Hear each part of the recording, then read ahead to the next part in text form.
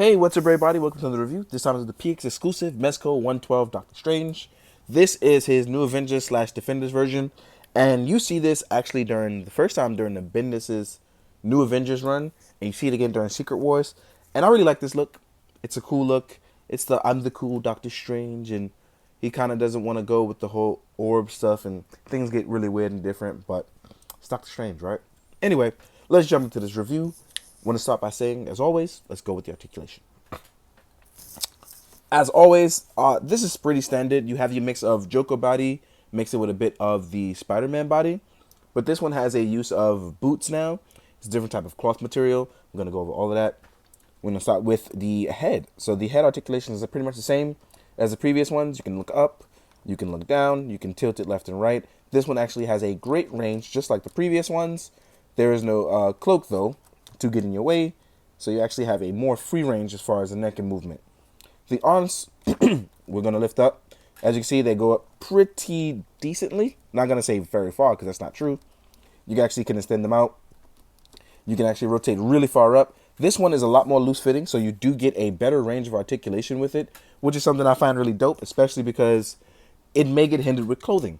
Like all things, especially like Hot Toys and Mezco, the 112 stuff, even soap, clothing can be hindering. So they made it a little bit more loose fitting, which I'm against in terms of the look, but it sacrifices for articulation. So that's something I look forward to. It has a full range that doesn't actually get it in trouble and lends itself to a better blend of articulation. The arm is still only a 90-degree turn, which uses the Joker body, which is why I said it's a blend of the two. And it still rotates in and out. Still has a bicep swivel as well. Oh, wait, no bicep swivel, sorry. Lower forearm swivel, I should say. I apologize. So it has a lower forearm swivel, and the joints still move around like an SHF standard joint, which is pretty cool. Let's flow this back down. As far as the ab crunch, there is none. It does not go forward. That's one gripe that I've had since the Joker body. There's no ab crunch going forward. You get that one little bend, and that's it. So that's it. That's all you're going to get. You can go a little bit further back, though, but no forward crunch, which is fine, I guess, for Doctor Strange, who doesn't do too much of that. But it still would be nice to get it, especially on a Joker body. As far as the cloak, this is a little different. It's not wired, which is something I thought it would be. But assuming that Diamond had something to do with this, I guess they cut corners. Because the P exclusives, they kind of, from my understanding, they're a little bit in charge of that. But it's not wired, which sucks. But it does have a really, really cool design on the inside. So for those of you that do wired cloaks and things like that, for those of you that are going to mod it, this is an excellent design. I hope it doesn't mess up. But if you're going to wire it, I know it's going to look cool. So I appreciate you guys that's going to go out and do that. You can still get a nice flowy look. You can still get a lot of stuff going on. It's just going to give you a little bit of extra trouble, which is fine. But just be aware and please be careful. Like I said, the one thing that really changes about this is that there is a boot look now. As you can see, the boots kind of change the way the articulation on the foot is going to be because it's way more visible now. You actually get a really nice ankle pivot going all the way around. As you can see, it rotates very, very well. And you don't have to worry about it pretty much breaking itself. So that's really good.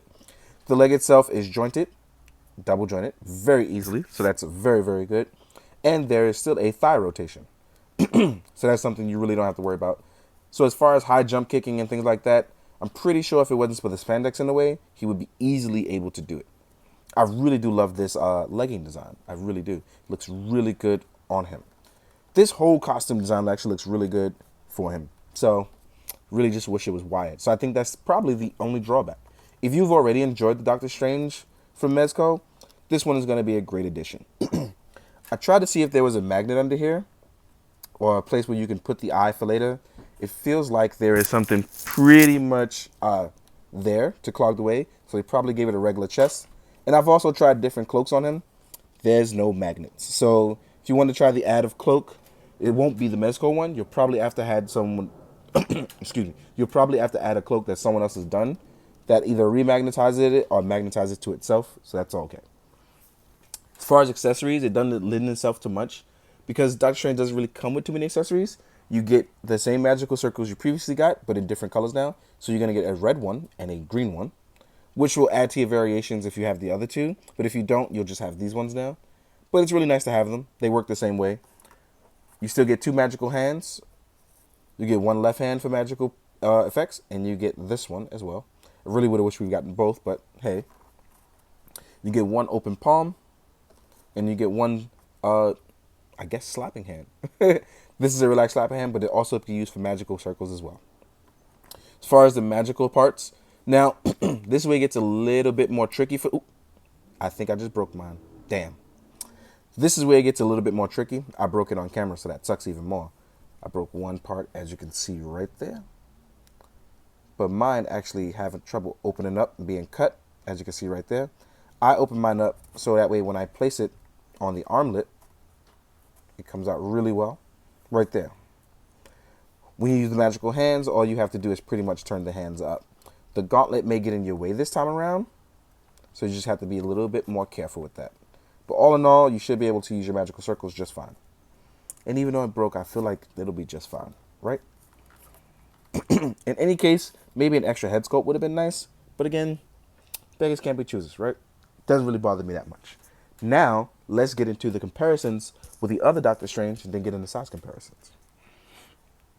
Here he is next to the the first release normal Doctor Strange, which is the classic iconic suit.